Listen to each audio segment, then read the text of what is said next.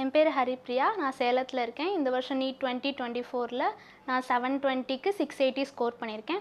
என்னோடய அச்சீவ்மெண்ட்டுக்கு காரணமாக இருந்த என் ஃப்ரெண்ட்ஸ், என் ஃபேமிலி, அப்புறம் என்னோடய கோச்சிங் இன்ஸ்டியூட் கிளாசிக் நீட் அகாடமிக்கு ரொம்ப தேங்க்ஃபுல்லாக இருக்கேன். ஃபஸ்ட்டு நான் ஷெட்யூல்ஸ் பற்றி சொல்கிறேன். ஃபஸ்ட் ஒரு நாள் நடத்துகிறத அடுத்த நாள் காலையில் டெஸ்ட் வைப்பாங்க.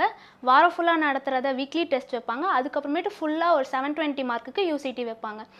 அப்புறம் 2-3 யூசிடிஸ் முடிஞ்ச வாட்டி அது எல்லாத்தையும் சேர்த்து சியூசிடி வைப்பாங்க. நிறையா சியூசிடிஸ் முடிக்க டஃப்னஸ் கொஞ்சம் இன்க்ரீஸ் பண்ணிட்டே போவாங்க. யூசிடிக்கு சியூசிடி டஃப்னஸ் அதிகமாக இருக்கும்.